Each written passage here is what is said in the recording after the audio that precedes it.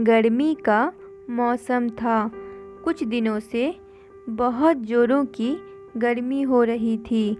सभी लोग गर्मी से बेहाल थे। चिंटू और बबली भाई बहन थे। वे अपने माता पिता के साथ शहर में रहते थे। गर्मी की छुट्टियां शुरू होने वाली थी। दोनों बच्चों के स्कूल में भी छुट्टियां होने वाली थी। दोनों बहुत खुश थे कि गर्मी की छुट्टियों में वो गांव घूमने जाएंगे। चिंटू ने मम्मी से कहा कि मम्मी, गर्मी की छुट्टियों में हम दादाजी के पास गांव जाएंगे ना? चिंटू की माँ सुरभि ने हाँ में सिर हिलाया और कहा कि इस गर्मी में हम सब मिलकर गांव में खूब मस्ती करेंगे। चिंटू और बबली ने पहले से ही बहुत तैयारी कर ली थी कि गांव जाकर हम आम के पेड़ पर चढ़ेंगे और खूब आम तोड़ेंगे। दिनों दिन गर्मी बढ़ती ही चली जा रही थी। जून का महीना चल रहा था।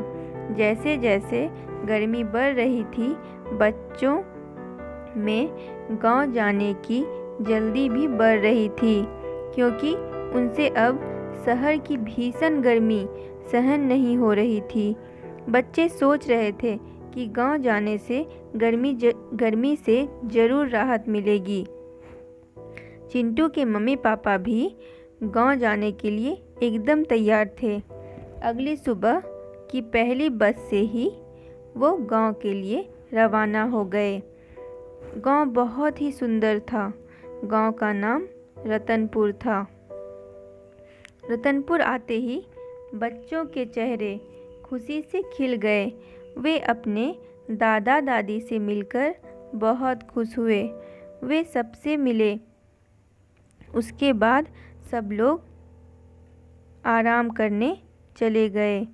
पर कुछ ही देर बाद बच्चों ने यह महसूस किया कि गर्मी बहुत ज़्यादा है।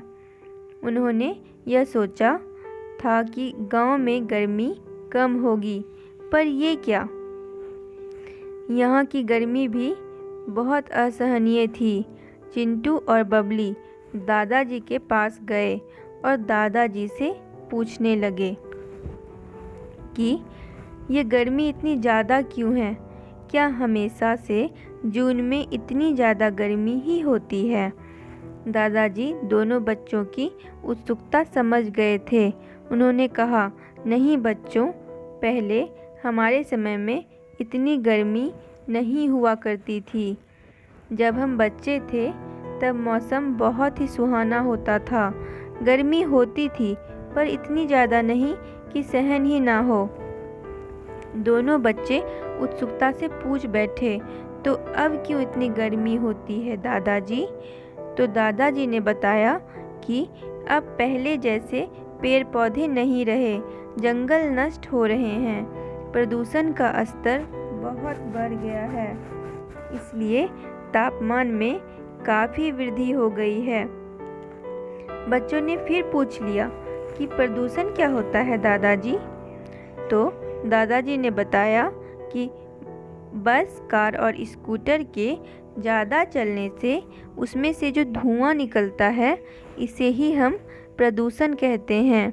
हमारे समय में टमटम, बैलगाड़ी और घोड़ा गाड़ी चला करती थी, जिससे प्रदूषण नहीं होता था और वातावरण बहुत अच्छा रहता था।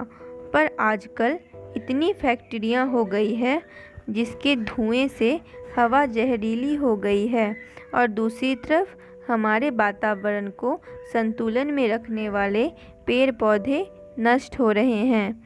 हर कोई पेड़ काट रहा है, इसलिए इतनी भीषण गर्मी को बढ़ने से रोकने के लिए हम सबको मिलकर पेड़ लगाने चाहिए और पेड़ों को कटने से रोकना चाहिए। चिंटू और बबली ने जब दादाजी की बातें सुनी, तब दोनों ने एक साथ कहा कि हम कल ही जाकर बाग में 2 पेड़ लगाएंगे और इस गर्मी को ख़त्म कर देंगे। बच्चों की बातें सुनकर दादाजी हंसने लगे। शिक्षा। पेड़ पौधे ही हमें जीवन देते हैं। पेड़ पौधों को कटने से बचाना चाहिए और कचरा और प्रदूषण कम से कम फैलाना चाहिए। अगर आपको हमारी यह कहानी पसंद आई और आपने इससे कुछ सीखा तो इस वीडियो को लाइक करें और इसी तरह की इंस्पायरिंग स्टोरी देखने के लिए हमारे चैनल को सब्सक्राइब करें और बेल आइकन को प्रेस करना ना भूलें।